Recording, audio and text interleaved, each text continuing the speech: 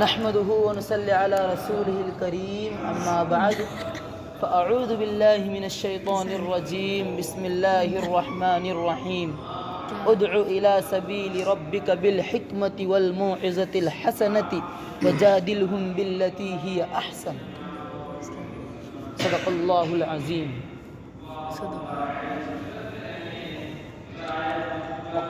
قال رسول الله صلى الله عليه وسلم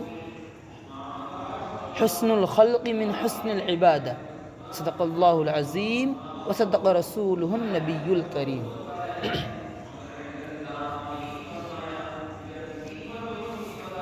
اللہ جل جلالہ خالق کائنات، خالق ارض و سما کا ہم تمام کے اوپر بڑا کرم اور احسان ہے کہ اللہ تعالیٰ نے ہم تمام کو علم دین کے مشغلہ سے سرفراز فرمایا ہے. اس مشغلے کے اندر ہماری زندگی کو صرف کرنے کی توفیق ہمیں عطا کی ہے. میں نے ابھی تمہارے سامنے قرآن کریم کی ایک آیت پڑھی کہ تم اللہ کی طرف لوگوں کو بلاؤ. آپ صلی اللہ علیہ وسلم سے اللہ رب العزت کہہ رہے ہیں کہ تم لوگوں کو اللہ کی طرف بلاؤ. ادع الی سبیل ربک بالحکمت، حکمت کے ساتھ لوگوں کو کیا کرو؟ اللہ کی طرف بلاؤ. والموعظۃ الحسنۃ، اور اچھی نصیحت کے ساتھ اللہ کی طرف لوگوں کو بلاؤ. اگر کوئی بھی کام کو اگر تم کریں گے، لوگوں کو اللہ کی دعوت دیں گے، اس کے اندر حسن اخلاق اگر ہمارے پاس رہے گا، میٹھا بول ہمارے پاس رہے گا، اچھے طریقے سے حکمت کے ساتھ اگر ہم لوگوں کو اللہ کی طرف لے کر آئیں گے تو اللہ رب العزت کی اس کام کے کرنے کے اندر ہم کامیاب ہوں گے. لیکن اگر بے ڈھنگے طریقے سے بلائیں گے، غلط طریقے سے بلائیں گے تو لوگ اللہ کی طرف نہیں آئیں گے. ہر کام کے کرنے کے اندر انسان کے اندر اخلاق اگر موجود ہے، اچھا طریقہ موجود ہے، اچھی بات، اس کی بات کے اندر نکھار ہو، لوگوں سے جب ہم بات کریں، اپنے معاملات کی بات کریں یا دین کی بات کریں، اس کے اندر اچھائیگی ہو، تو اپنی باتوں کے اندر سب سے پہلے مٹھاس پیدا کرو. مٹھاس، کڑک پن نکالو اپنی باتوں کے اندر. میٹھا بول یہ بہت بہترین چیز ہے. دنیا کی ساری کے ساری جتنا زہریلا پن ہے، جتنی کڑواہٹ ہے، سب کے سب اگر اکٹھی کر دی جائے، ایک میٹھے اور ایک اچھے بول جو زبان سے نکلتے ہیں، کسی کے دل پر اثر کرتے ہیں اور اس کا دل جیت لیتے ہیں، اس بول کے ساتھ اگر ساری کرواہٹ کو بھی اس کے مقابلے میں لا لی جاوے، اس بول کا مقابلہ وہ نہیں کر سکتے. لوگوں کے دل ہماری بات کی وجہ سے ہماری طرف متوجہ ہوتے ہیں. مٹھاس پیدا کرو اپنی زبان کے اندر، اچھی طریقے سے لوگوں سے پیش آنا شروع کرو. کسی سے بھی اگر پہلی بار ملو، بار بار ملو، تو اس کے ساتھ اچھے الفاظ میں بات کرو. ایسے الفاظ میں بات کرو کہ اس کی نگاہ میں بیٹھ جاؤ، اس کے دل میں بیٹھ جائے. جب بھی آپ کو دیکھے آپ کو پسند کرے، جب بھی آپ کو دیکھے اس کی نگاہوں کے اندر آپ کا ایک چہرہ بیٹھ جاوے کہ اس کے اندر بہت سی اخلاقیات ہیں. یہ بچہ نہیں بلکہ یہ ایک بہترین انسان ہے. لوگوں کے دلوں کے اندر جگہ کرو، ابھی سے لوگوں کے دلوں کے اندر جگہ کرو.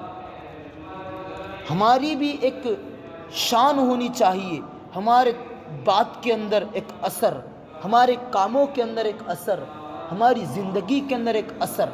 تو لوگوں کے دھیان کو اگر تم چاہتے ہیں کہ لوگ ہماری طرف متوجہ ہوں، تم چاہتے ہو کہ ہماری وجہ سے لوگ دین اسلام کو سمجھے، تو ایک کام والموعظۃ الحسنہ، اپنی زبان میں مٹھاس، اپنے اندر اخلاق پیدا کرو، اچھے اخلاق۔ ہم صرف ہماری زندگی کے ساتھ اکیلے نہیں ہیں جی، ہمارے ساتھ کئی لوگوں کی امیدیں لگی ہوئی ہے، ہمارے اساتذہ کی امیدیں لگی ہوئی ہے، صرف ہم اکیلے نہیں ہیں۔ اگر ہم کوئی بےڈھنگا کام کر لیتے ہیں، کوئی غلط کام کر لیتے ہیں، اس کا اثر صرف ہمارے اوپر نہیں پڑتا، اس کا اثر سب سے پہلے ہمارے اسلام کے اوپر پڑتا۔ اگر علماء کرام اگر کچھ غلط کرتے تو لوگ سب سے پہلے اس کا اثر، جو لوگ ہیں تو وہ سب سے پہلے تمام علماء کرام کو غلط کہیں گے، اس کا اثر سب سے پہلے ہمارے اسلام پر پڑتا، ہمارے اسلام پر لوگ انگلیاں اٹھاتے، پھر ہمارے اساتذہ کے اوپر انگلیاں اٹھاتے، پھر ہمارے ماں باپ پر انگلیاں اٹھاتے۔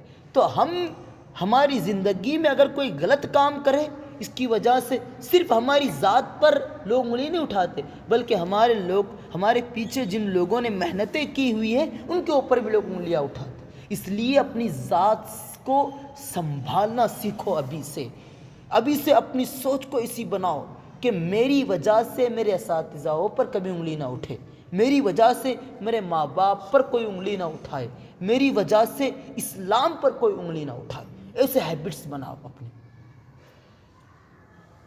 کہ میری وجہ سے میرے اساتذہ کا بھی نام روشن ہو، ماں باپ کا بھی نام روشن ہو، اسلام کی بھی دعوت و تبلیغ ہو میری وجہ سے۔ اپنے اندر جھانکو ابھی سے، اپنی اخلاقیات کو، اپنے چلنے کے طریقے کو، بیٹھنے کے طریقے کو، لوگوں سے بات کرنے کے طریقے کو مزین کرو، اس کو اچھے اخلاق کے اندر شامل کرو۔ حسن الخلق من حسن العبادہ، اچھے اخلاق ایک بہترین عبادت ہے۔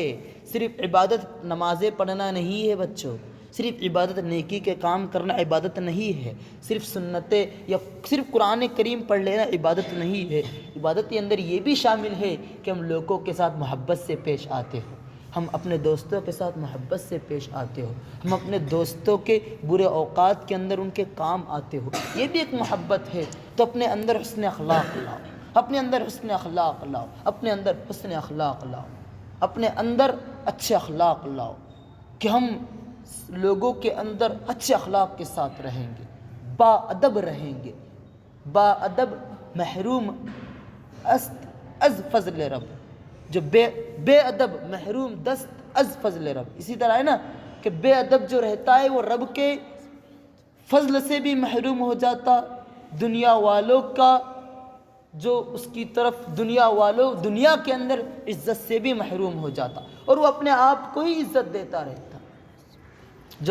جو با ادب لوگ رہتے ہیں تو وہ اللہ کے پاس بھی فضیلت والے بنتے، اللہ کے پاس بھی ان کی عزت رہتی، دنیا میں بھی ان کی عزت رہتی۔ تو اپنے اندر ابھی سے ادب پیدا کرو بچوں، اپنے اندر ادب پیدا کرو۔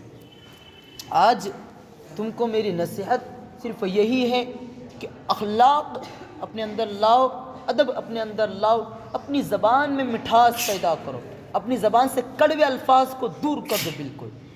اگر کسی نے تم کو تکلیف بھی پہنچائی تو برداشت کر لو، فوراً بدلے کی دھن میں مت رہو کہ اس نے میرے کو مارا، اس نے میرے کو گالی دیا، میں بدلہ کاٹوں گا۔ نہیں بیٹا، یہ اسلام نہیں سکھاتا، یہ اسلام نہیں سکھاتا، یہ ہمارے نبی کے طریقوں کے اندر نہیں آتا۔ مٹھاس اپنے زندگی کے اندر، برداشت۔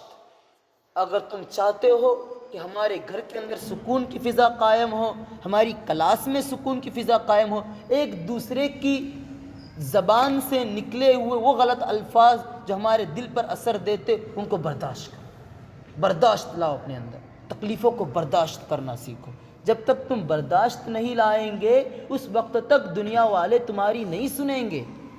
اپنے دل کو اندر برداشت والی یہ جو قوت ہے اس کو پیدا کرو، تو جب جا کر حسن اخلاق ہمارے اندر آئیں گے، جب جا کر ادب ہمارے اندر آئے گا۔ اللہ رب العزت ہم تمام کو صحیح ادب عطا کرے، اساتذہ کا ادب عطا کرے۔ اللہ رب العزت ہم تمام کے اخلاق کو صحیح بنائے، ہماری زبان کو اللہ رب العزت میٹھی بنائے، زبان کی کڑواہٹ کو اللہ رب العزت ہماری ختم کرے۔ زبان کے اوپر گالی کے لانے سے پہلے 1000 مرتبہ سوچ لینا چاہیے کہ میں اپنی زبان سے کتنا کڑوا الفاظ اس وقت نکال رہا ہوں۔ اللہ رب العزت ہماری زبان کو پاک و صاف بنائے۔